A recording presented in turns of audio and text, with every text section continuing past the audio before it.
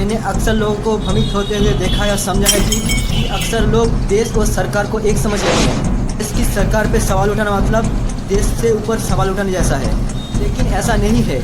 राजतंत्र और लोकतंत्र में यही तो मुख्य अंतर है। राजतंत्र में राजा जनता से ऊपर होता था और उसका काम जनता को नियंत्रित करना होता था। लेकिन लोकतंत्र आने के बाद ये व्यवस्था पूरा उलट गई। लोकतंत्र में जनता सरकार से ऊपर हो गई और जनता का काम सरकार को नियंत्रित करना हो गया। राजतंत्र में राजा मालिक होता था और जनता उसकी अधीन होती थी। लोकतंत्र में जनता मालिक है और सरकार उसकी सेवक है। जनता का काम सरकार के कामों का हिसाब लेना है, परंतु उसकी चापलूसी करना नहीं।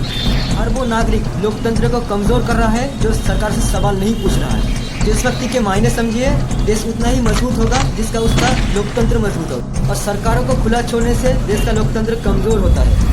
में आपका कोई भी ऐसा काम जो लोकतंत्र को कमज़ोर कर रहा है वो देशभक्ति नहीं है। लोकतंत्र में एक नागरिक सरकार से मालिक की हैसियत से सवाल पूछता है और सरकार की चापलूसी लोकतंत्र को कमज़ोर करती है, सरकारों को तानाशाह बनाती है। इतिहास गवाह है, तानाशाहों ने हर समय अपने ही देश को बर्बाद किया। मुझे लगता है आप समझ गए हैं।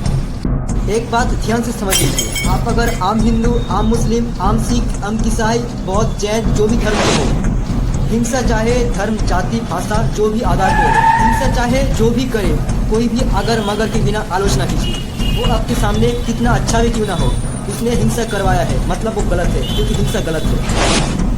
आप अगर सिलेक्टिव करके हिंसा के बारे में सोचते हो तो आपके अंदर भी एक आतंकवादी है, तो आप भी गलत हो। हिंसा चाहे जो भी करे, किसी भी अगर मगर के बिना आलोचना कीजिए, चाहे वो पहलगाम के आतंकी हमला हो या फिलिस्तीन में इसराइल का आतंकी हमला, चाहे वो मुर्शिदाबाद में दंगे हो या चाहे वो गुजरात के दंगे हो। कोई भी आतंकी लोग धर्म के लिए, सिलेक्टिव होने के लिए भड़काए, लेकिन आपको भड़कना नहीं है। उनके मन में नफरत भरी हुई है एक कम्युनिटी को लेकर, जिसके हिसाब से ये दिन रात जहर उगलते हैं। आप अगर सोचते हो ये अपने कम्युनिटी की चिंता करते हैं तो ये बिल्कुल नहीं है। कितने दिनों से कश्मीरी पंडित कश्मीर पे स्ट्राइक पर बैठे रहे, कोई भी न्यूज़ देखी आपने? मणिपुर में इतने दिनों से दंगा हो रहा है, कोई भी न्यूज़ देखी आपने सोशल मीडिया छोड़कर? नहीं ना। मैं सोच रहा हूँ कि आप समझ गए होंगे। एक बात कहना चाहता हूँ, जय हिंद, जय भारत।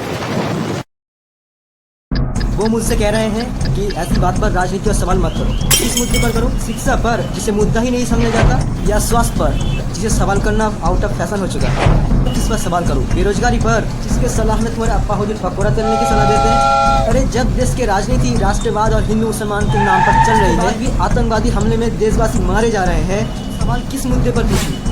56 इंच के छाती पर देश के सारे मुद्दों को समझ देने वाले मोदी जी के समय में आतंकवादी हमले होंगे, नागरिकों की हत्या होगी, तो सवाल क्या मोहम्मद अली जिन्ना और नेहरू जी से पूछा जाएगा? नागरिकों की हत्या पर सवाल क्यों नहीं पूछा जाना चाहिए? इतना डर क्यों रहे हैं आप? एक फ़ोन कॉल से दूसरे देश पर वार करने वाले पापा देश में आतंकवादी हमले नहीं रोक पाए। पुलवामा अटैक में शहीदों के नाम से वोट मांगने वाला ये आदमी पहलगाम के पर्यटकों के नाम पर भी वोट मांगेगा। जय हिंद, जय भारत।